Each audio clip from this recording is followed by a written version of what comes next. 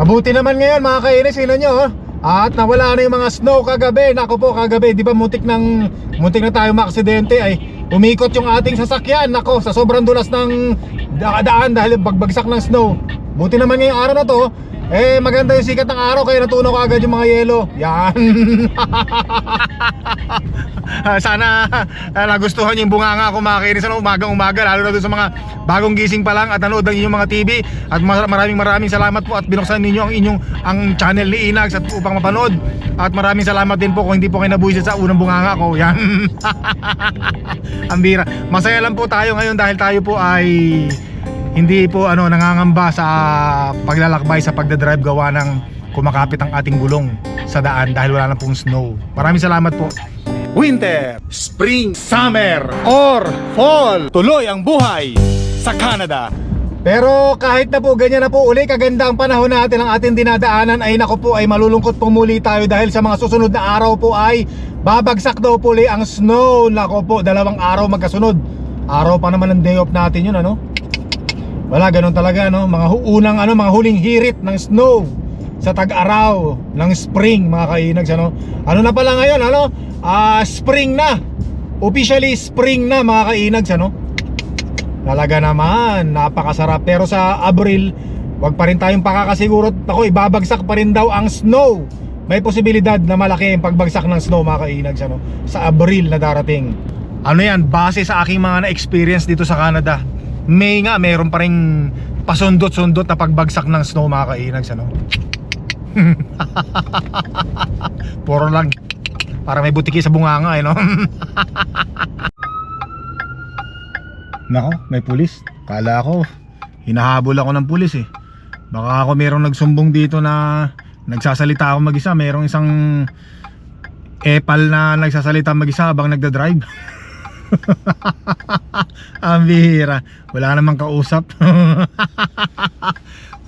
Kailangan ko magsalamin mga kainis kasi alam niyo naman mahina ang ating mga mata sa matinding sikat ng araw.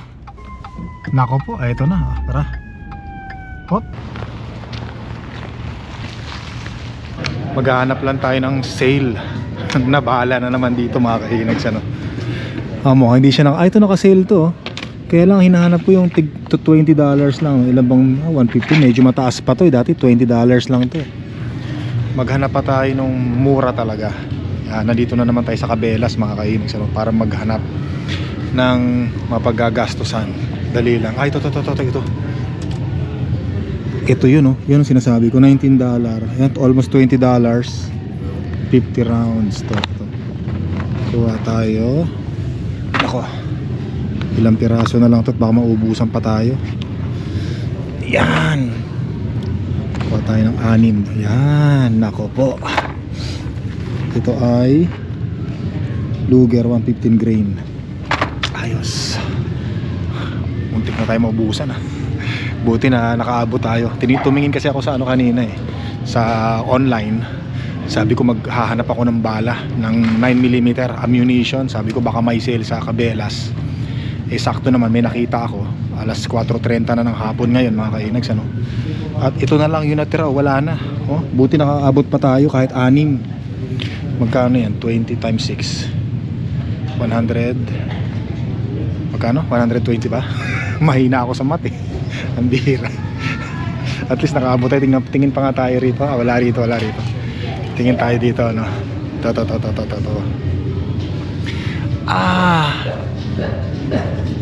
Meron dito $30. Ito yung mga presyo nito, $30 Remington, depende siguro sa brand 9mm 124 grain. Ito yung maganda to Kaya lang bihirang mag-sale yan Pero ito tingnan nyo, 2 na lang natira. Buti nga umabot pa tayo nawala na Ayan, ito Luger, $50.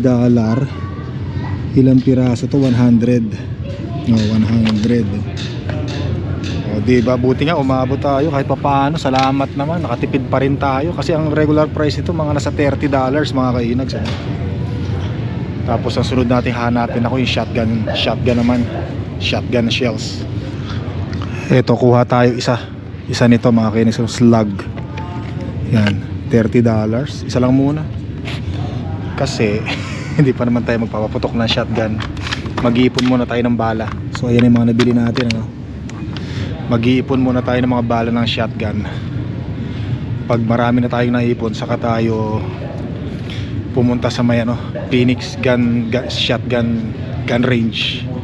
Pero titingin-tingin muna ako dito kung ano mabibili natin. Tsaka naghahanap din nga pala ako rito ng yung tawag nito, Hammer Spring. So meron kasi nag-comment, pwede raw akong bumili ng Hammer Spring para doon sa clone ng M4 Benelli natin, yung palyadong baril na shotgun na nabili natin, yung Turkinelli.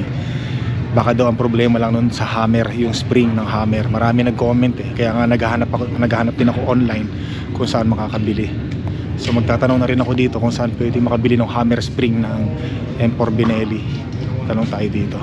Gusto ko rin makita yung bibiling ko susunod kung bibiling baril, yung shotgun Beretta 8300. Yan yung gusto kong bibilin sa susunod mga kainags. Marami nagsasabi mga subscribers, tsaka sa napanood ko sa mga YouTuber review nila, yan Ultima A300 Patrol Beretta 1675 Nagtanong ako kung saan ako makakabili ng hammer spring nung palyadong baril. Sa raw, sa Mayfield. Nakuha ko na yung pangalan nung kumpanya, yung mga nagtitinda ng mga gun parts. So pupuntahan ko yun, malapit lang naman sa bahay natin yun, basta sa Mayfield. Bayaran natin to. Medyo mabigat. So yan mga kainags, at nako, sana dumating na yung aking renewal nung ating lisensya mga kainags. Nag-apply na kasi ako So expired pa naman yun, matagal pa naman expiration nun, pero nag-apply na ako para sigurado. Paper kasi yung ginawa ko Sabi kasi nila pag paper ka raw ang ginawa mo sa pag-apply, it takes pinakamatagal 3 months. Kasi yung sinubukan ko mag-online, ang daming cheche-bureche, ang hirap. Pati yung pagkuha mo ng picture, sabi ko magano na lang ako, paper na lang ako, pasa ko na lang para tapos na, kasi mas madali yung paper Matagal nga lang matagal. Pero importante makapagpasa ka naman ng application bago ma-expire yung lisensya. Yung kasi sinasabi rin sa akin, nung bumili tayo ng nung bumili tayo ng bala, nung bumili tayo ng baril dito, yung shotgun palyado, yung Benelli, clone ng Benelli, lagi nilang chine-check yung expired na yung paalala lang pinapaalala nila. Ay, teka, baka makalimutan ko yung bala dyan sa likod, mahirap na. Saka naman yung bunganga. Yan. Ay, nako po. Lagay muna natin dyan. Ako, makalat yun. Pagbabanatan natin yung target shooting natin, Baba ko lang muna to para, yan. Uwi muna tayo. Hatid natin yung bala. Tapos alis uli tayo. Minsan meron kayo nakikitang kulay puti sa butas ng ilong ko, sa loob ng ilong ko mga kainas. So hindi dumi yun, hindi kulangot yun, hindi madumi yun. Yun yung mga balahibo na kulay puti na. Na nagmumukhang dumi sa ilong ko. Kasi minsan nakikita ko pag nag-i-edit ako, nahirapan ako edit. Sabi ko minsan pinuputol ko para hindi nyo makita wala Minsan di maiwasan Dapat yung camera nakaganon para hindi nyo makita yung butas ng kalubluban ng ilong ko Bihira. Kaya yun, hindi po kulangot yun, hindi po dumi yun. Po yun, hindi rin siya flakes yung ng ilong. Balahibo siya, ganun talaga pagka tumatanda na, nagkakaedad na yung tao, yung mga balahibo lalo na sa ilong, nagiging puti din. Hindi lang sa buhok, wala na akong buhok sa gilid na lang Kaya sa dito lang sa ilong, yung balahibo yung kulay puti. Hindi po dumi yun Paalala lang po, hindi po dumi yun. Hindi ko langot. Wala kahit na anong trim ko, kahit anong gupit ko, talagang siguro pwede ko lagyan tina para pag nagbablog ako hindi agaw pansin yan. Mga tarantado ang inayupak na si Inags na to Medyo masaya ako ngayon mga kainags Hindi pala medyo, sobrang saya tungkol sa income tax return. Yan, kasi ngayon marunong na akong hindi naman marunong kumbaga nagkaroon na ako ng idea kung paano mag-compute ng income tax return natin. So hindi na ako kailangan maghanap ng mag-compute ng tax return ko. Tsaka marami na rin akong idea na nalaman, information na nalaman na pwede ko pong isama sa tax return natin para mas mababa yung babayaran natin. Yan, as a YouTuber medyo mabusisi po. Pero importante ngayon, ayan na naman, may mga pulis na naman. Hindi pala, akala ko ako. Emergency pala. Marami na akong natutunan, marami na akong alam ng mga documents, information, yung mga expenses na pwede nating isama sa sa pagpa-file ng tax return, mga kainags, Katulad ng mga gasolina, mga internet sa bahay, mga electricity sa bahay, mga travel expenses. Naku, napakalaking halaga pala yan pagka magpa-file ka ng income tax sa YouTube. Isa rin sa mga iniiwasan natin dyan yung pagbabayad natin sa gagawa ng YouTube, yung income tax natin, mga kainags, Kasi kung ordinary yung T4 lang, mura lang yan Pero pagka may mga business ka, katulad sa atin, self-employed tayo sa YouTube, medyo malaki ang babayaran mo sa gagawa ng mo yan, T4. Kasi marami pa mga computation yan Nakaraan binayaran ko, nasa 550 Canadian dollars, no? Bira. Ano lang yun kukumputin niya lang yun. Pero kung madidiscover mo, katulad nung nangyari sa akin na-discover kung paano mag-compute, makakasave tayo ng pambayad sa gagawa ng ating tax return. Hanap lang tayo yun, dalawang chubby chicken burger, mga kainis. Kunin natin yan, malaki matitipid natin yan. Matapos bumili ng mga bala, bigla nagtipid din Hindi, sayang to, mga kainis Kasi pag hindi mo ginamitan ng coupon to, magkano to? Medyo mahal to, mga kainis. Ito, dalawang chubby chicken burger. $14 lang Tara, bili natin dito. Nasa MW tayo ngayon, tapos bibili na lang tayo ng coffee. Yan, tali.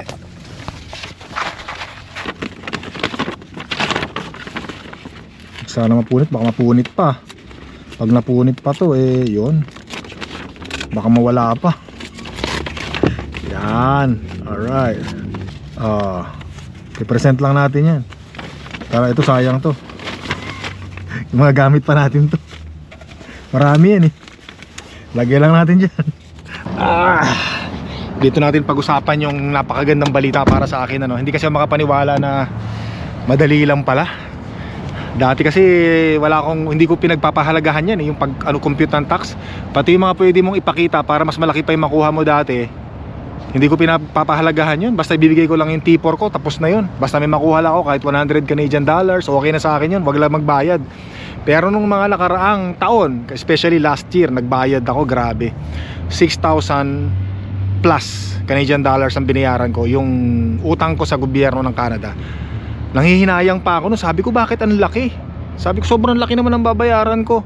At doon sa naging experience ko na yun, doon ako natuto, doon ako nagkaroon ng concern, doon ako natuto na gusto kong matutunan kung paano mag-compute ng tax. At kasi pag kino-compute mo yan, marami kang matututunan, mga kainags, Tsaka nagbabasa ka ng mga kung paano gumawa ng sarili mong tax, tsaka panonood ng mga YouTuber how to file your income tax gamit ang Wealth Simple. Grabe, maraming salamat sa kanila, dami ko natutunan. Tsaka sa Google, nagtatanong ako sa Google. Halimbawa, meron katulad nung expenses sa gasolina.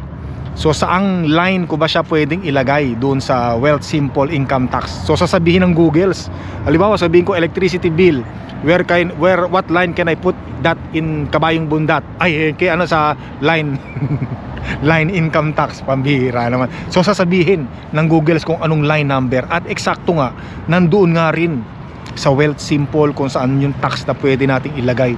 Pati yung mga travel mo, lalagay mo doon, saan ko ba pwedeng ilagay yung travel ko sa income tax, sasabihin niya kung anong line number. Perfecto, grabe. Tsaka malaking tulong din kasi yung ginawa kong pattern, kasi binigyan tayo ng kopya nung, kasi nagpa-compute ako nun sa block, HR block ba yun, na nag-compute ang mga tax. Meron akong kopya nun, ibinasi ko lahat ng mga computation ng HR block last year, pati yung ngayon. So parang nasundan ko siya. So, pero napakadali lang, mga kainis, at natutunan ko. Nagkaroon pa ako ng confidence. So hindi ko pa siya pinapasa, kumbaga i-review ko pa siya, kasi may hanggang pa naman yan April 30 ang last filing ng income tax dito sa Canada, So sabi ko, kakain ako, napadaldal na naman ako, sandali lang, mga kinis. Kasi pag doon ako nagdaldal sa sa loob ng MW, baka magtinginan sa akin lahat. Baka alam niyo yun, pag nadala ako sa pagbablog, wala na akong pakialam sa paligid ko, magtinginan sa akin, palayasin ako, baka papulis pa ako ng mga, baka sabihin skandaloso.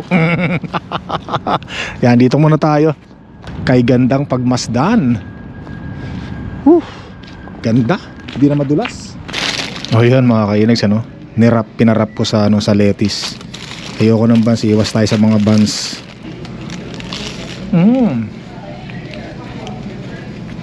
Sarap.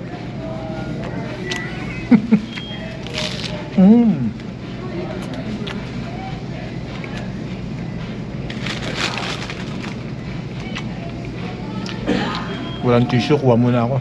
Katulad to mga kainags, so, example lang, ano, halimbawa nag-travel ako, so tatanungin ko sa Google kung saang line ko pwedeng ilagay yung sa tax return. Ito sasabihin niya, no, line, doon mo ilalagay yung expenses mo, total of expenses mo sa line 9200. O yan, ito yung form na T2125 para sa mga YouTuber.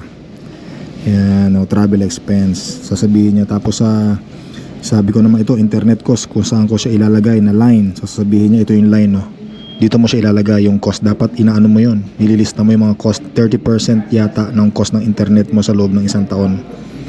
Yan, may mga formula eh. Ano, katulad to, internet access, ilalagay mo siya sa line 9220. Yung electricity mo, ilalagay mo sa 9449945. Yan.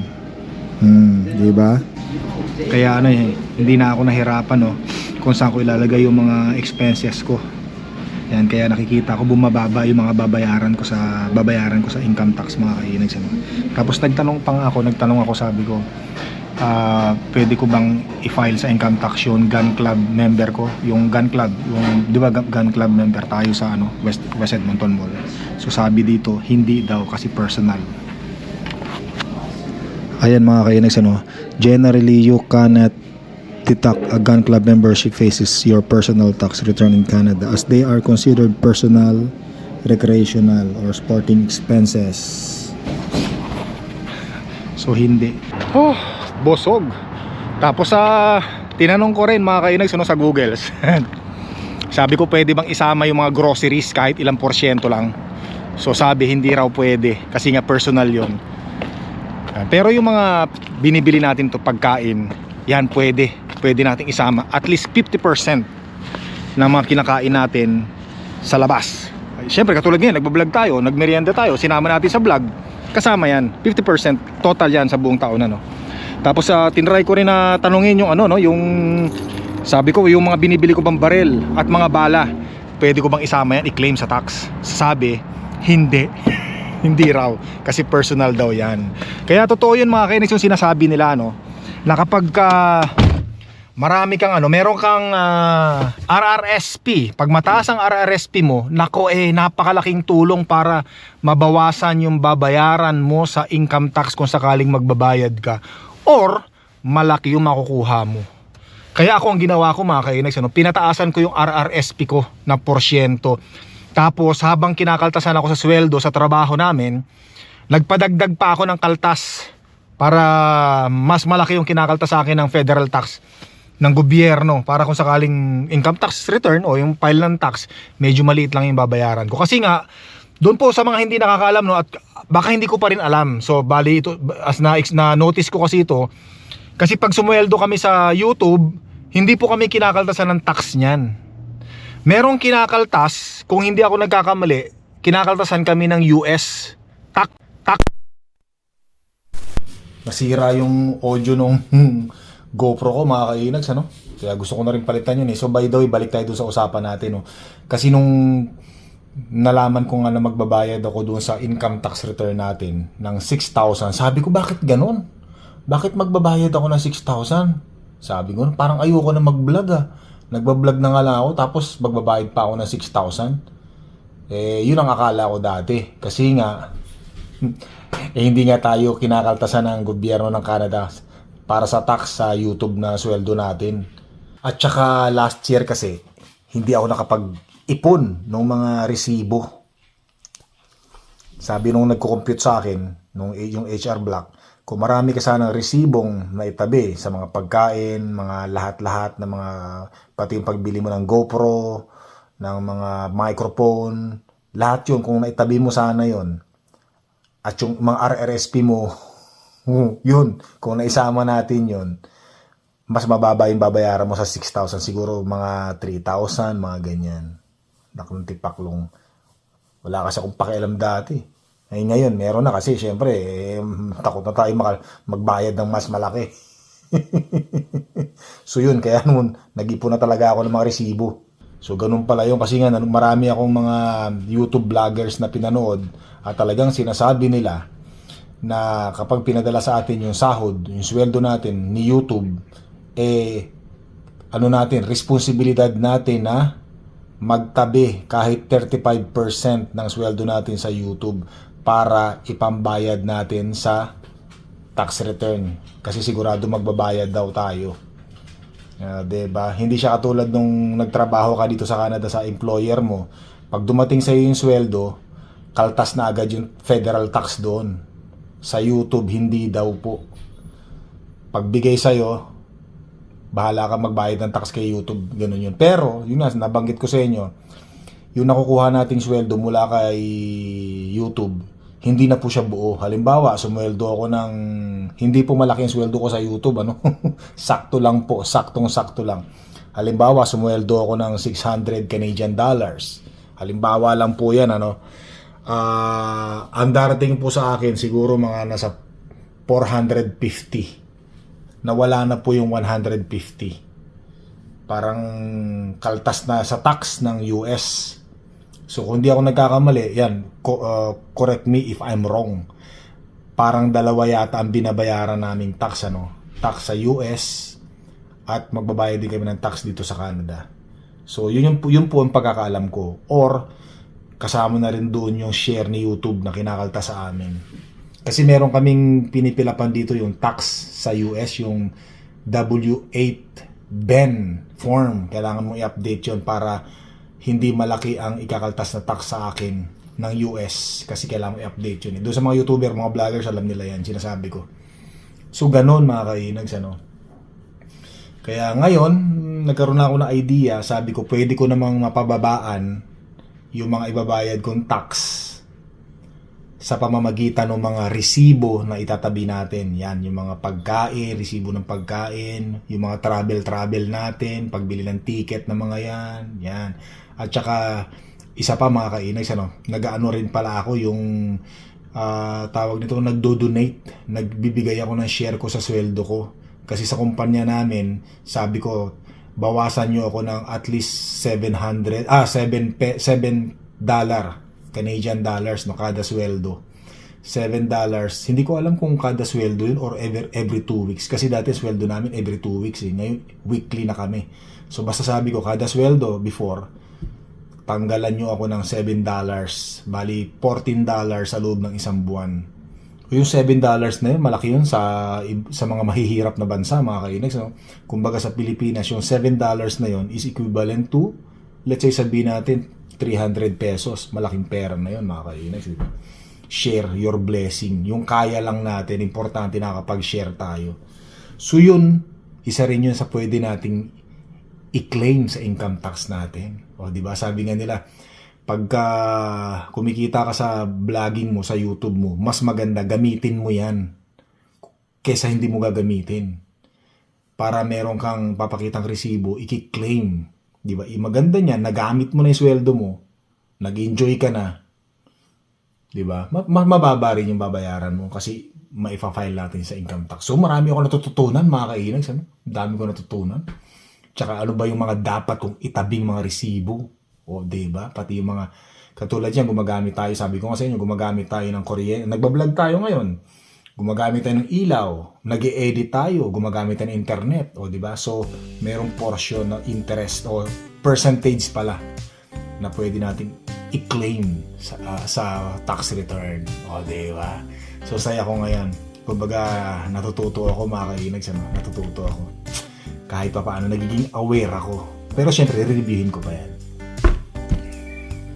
Sana nga, tama.